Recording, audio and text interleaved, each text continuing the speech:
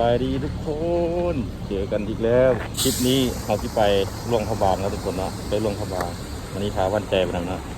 ที่ไปหลวงพระบางแค่วันนี้ออกจากแสนสุม6 โมงปลายเนาะ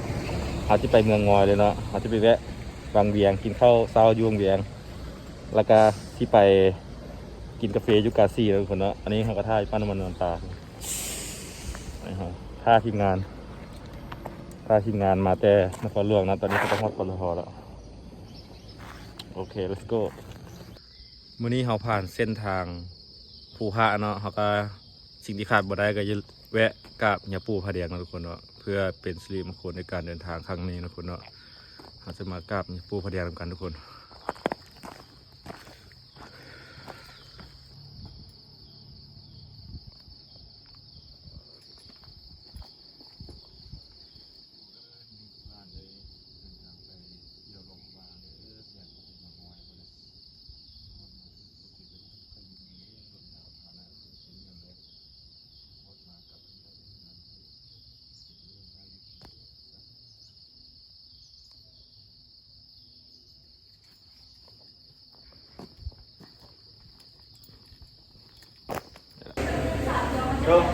โอเค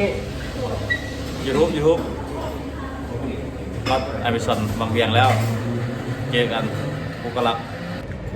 นดีกับปั๊มน้ำมันเนาะปตทบางเวียงนู่นเนาะหลังจากที่เรากินกาแฟแล้วเราก็จะออกเดินทางต่อไปกาซี่เนาะไปกาซี่ไปพักที่ภูกะลักชมวิวเดินทางตรอวันนี้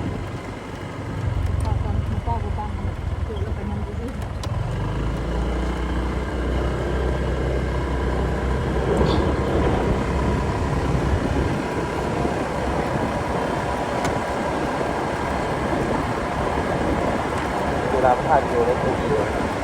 ทำตามเลยแล้วมันก็สั่งคน ก็สั่งแล้วนี่เอาข้าวหวาน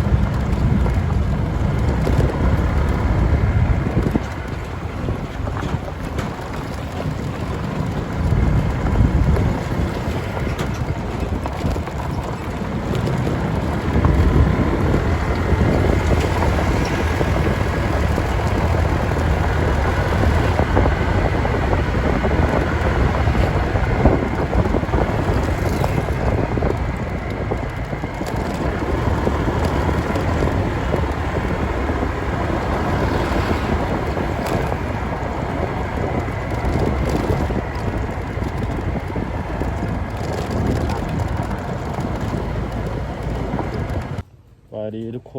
นหอดผ่าตังแล้วแวะท่าทีมงานนะทุกคนนะทีมงานออกนี่ก็เป็นวิว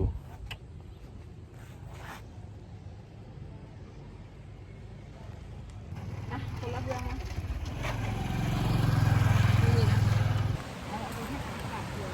สวัสดีทุกคนฮอดผ่าหอมแล้วแวะเสาเมื่อยเนาะท่าทีมงานอยู่เนาะออกมาซ่อมคันท่าพี่เล็กต้องคัน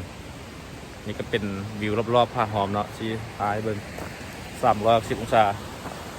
ใน ห็นบ่เสียงน้ำ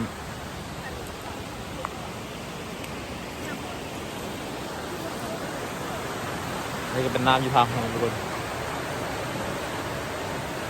รีต่อเจอกัน เมืองนานภูเก้าลัก เราไปหลวงเขาบ้างไม่เคยหรอมาเองขนาดนอกนอนยักษ์นอนนอน2 เทื่อแล้วสักกี่วะ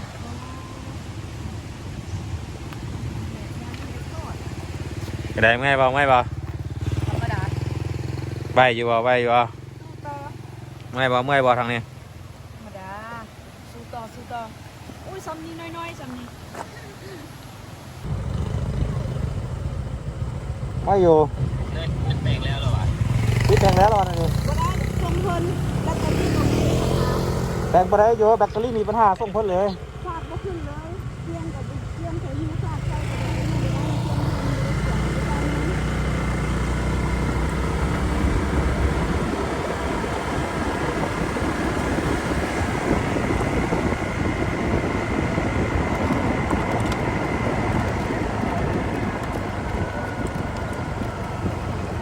โอ้สร้างอินเทอร์เน็ตมันเรียนมากเลยนะ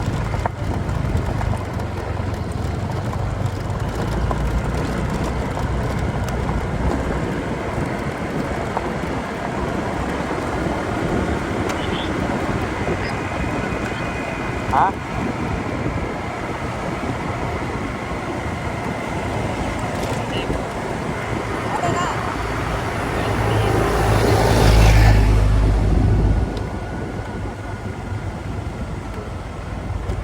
ยังก็เยอะ แบบสร้างมาได้ว่ามันมาหน่วยตัวที่อะครับเป็นเอามาแบ่งได้ที ได้แต่ว่ามันคือฟ้าเพิ่นวันทิศพุ่นใดจึงได้น่ะ มันอาทิตย์แบตอันเท่าใด แบตมัน250,000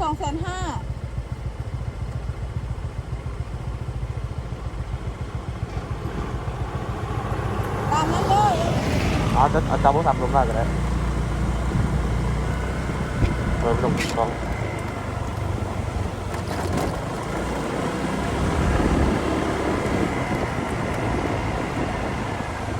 กับเพียงตัวมันใส่ฝากได้แต่ว่าเราจะไป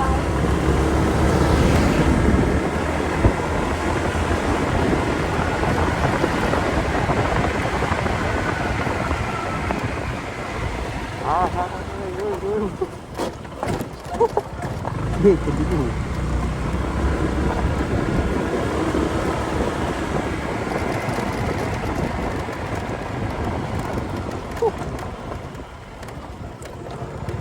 เท่านั้นแกงครับพี่พวกแกงเนาะแกงเยอะมากเดี๋ยวก่อน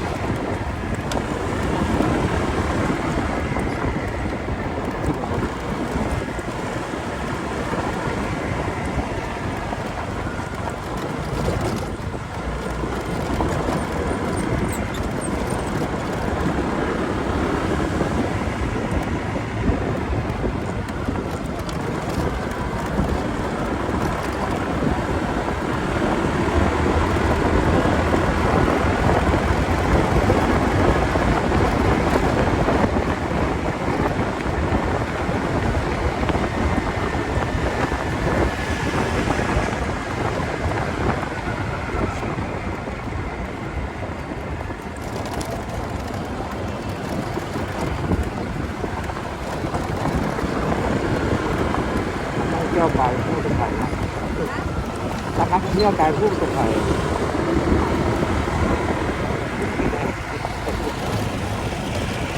จากนักท่องเที่ยวกายผู้ประสบภัย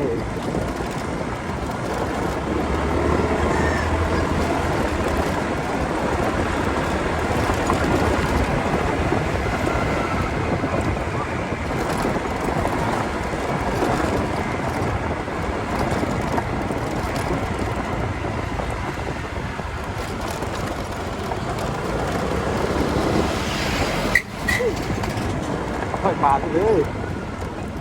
ปล่อยปลาไปเลยไปแล้วดีกว่า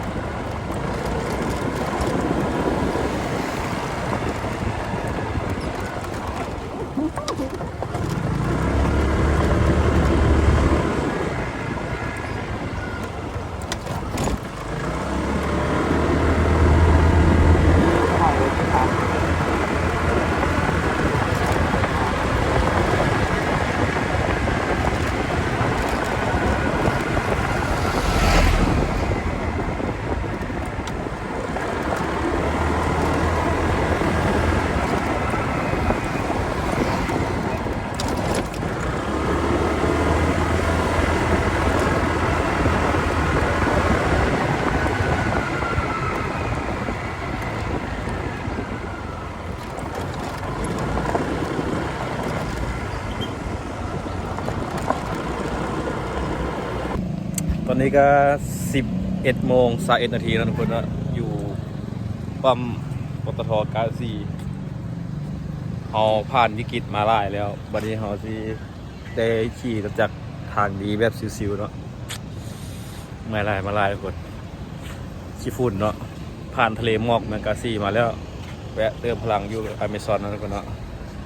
อเมซอนเติมน้ำมันจากนั้นเราจะไปลุยต่อทุกคนขึ้นภูเกาลักไป เ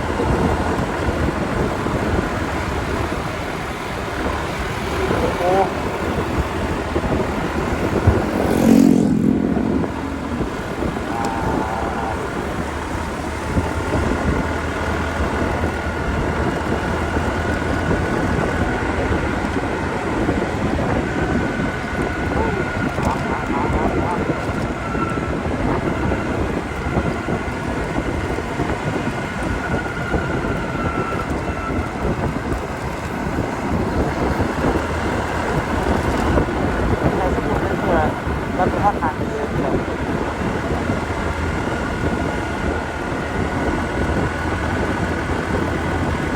ผมว่าก็พอถ้าผมเข้าไปถ้าต้องทำไ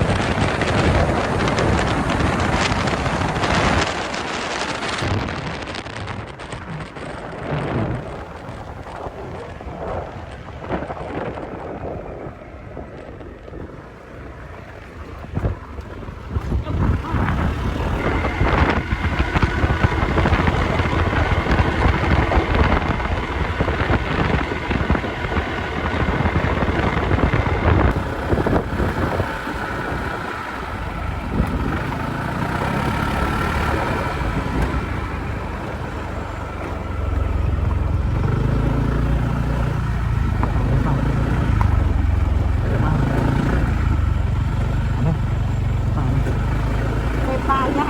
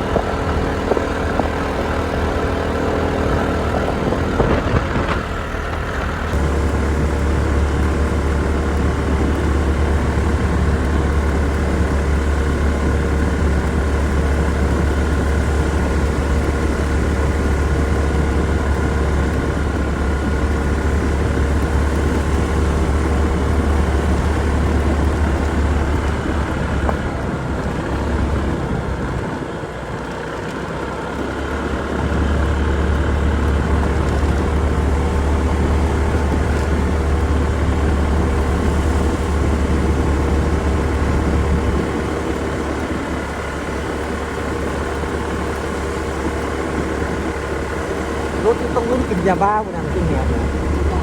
รถกินยาบ้าบุนะน้ำมันนี่ก็แหงหรอกรถกินยาบ้าบุ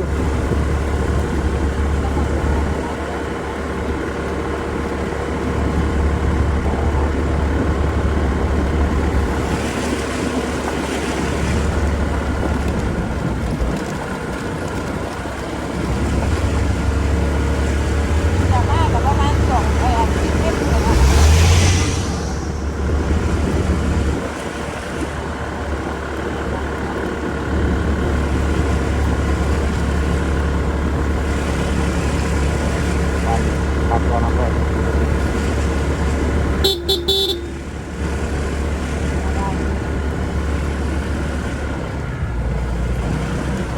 กูได้ป่ะจับอ่ะโยกไปตั้งไปเลยไปทันให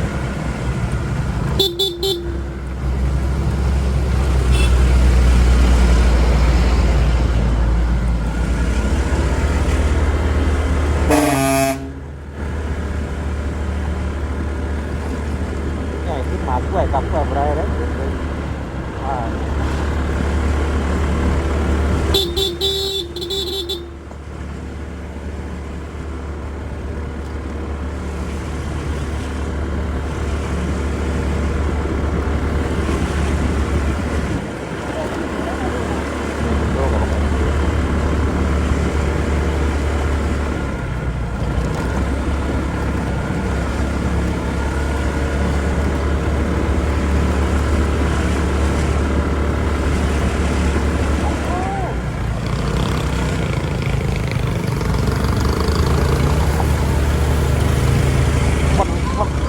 บนล่างอะไรบนอันล่างอะไรอัน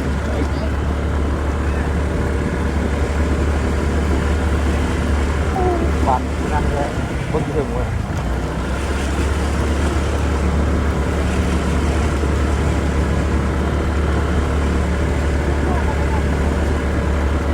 ท่านเราขึ้นเอง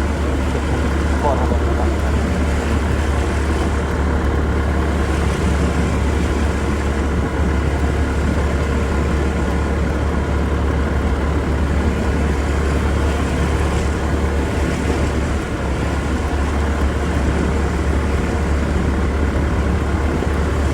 ขอใครมาเล่นเว้ยใครมาเล่นกับใครมาเล่นใครเอาเงินดังให้ขึ้นเงินนี่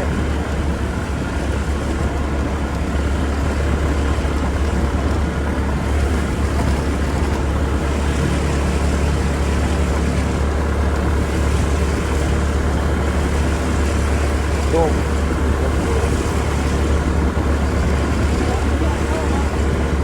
โยกไปก่อนนะ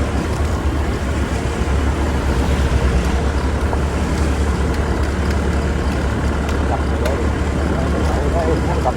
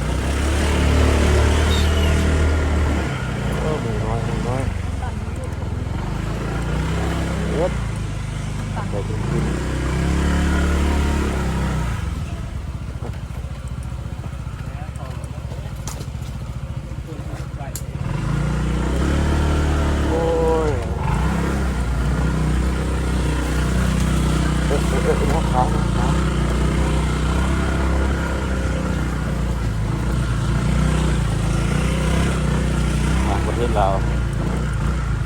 เชื่อดีเยอะ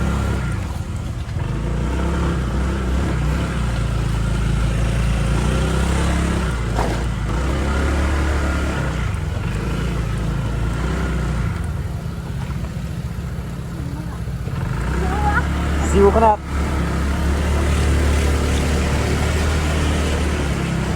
เป็นผู้ประสบภัยเลยเนี่ย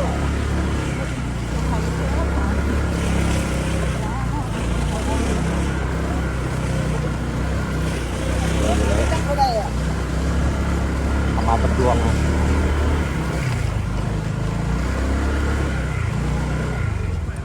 ขัดอยู่เลยก็ได้บ่ไอ้ได้มันจะลงอ่ะ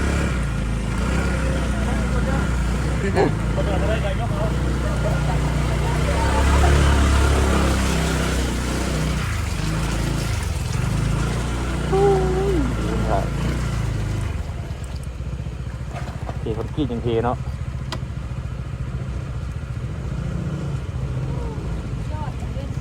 จากนักท่องเที่ยวเที่ยวเป็นที่สดใสและนุ่ม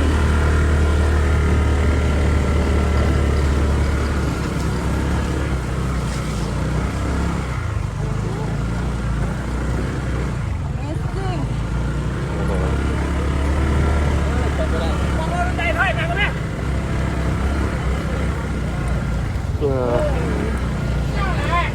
ยวลงมากันลงก็ลงไปกันลงไหมลงพอดี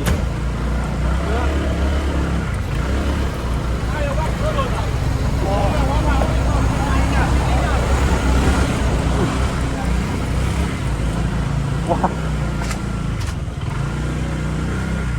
ได้ไวได้อยู่มาเลยได้อยู่ได้วิธีแล้วก็ได้แล้ว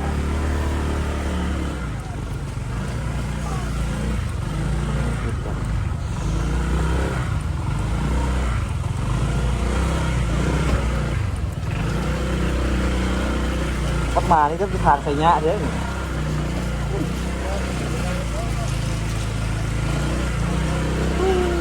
ไปนี่เด้อบุญบ่ได้บ่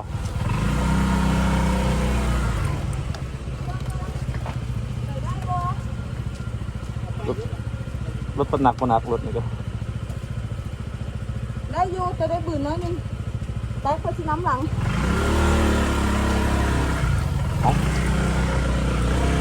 โอ้ซื้อมาขี่รถเอาเฮ็ด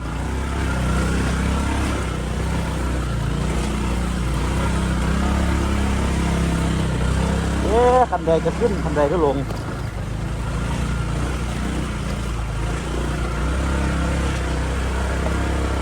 ไปไหนยอมวะ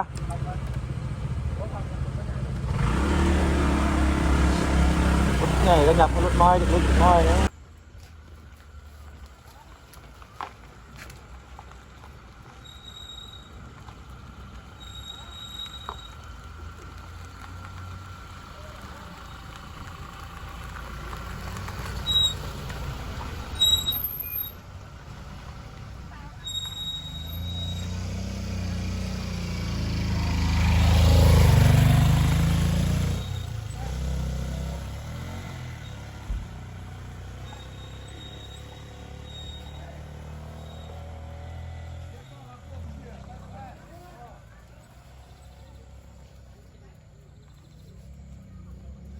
จากจีนจากลาว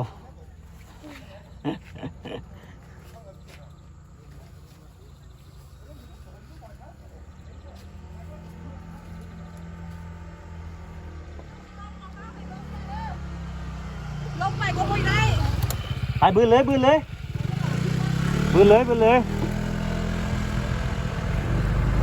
ลานี่5เด้อ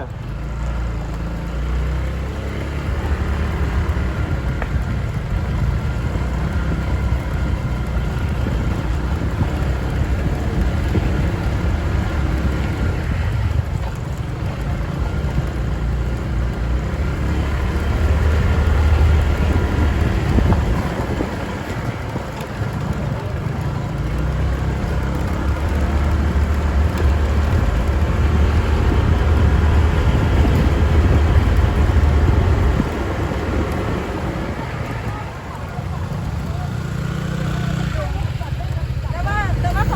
ว่าของ ไปเลย แกอยู่แต่ว่า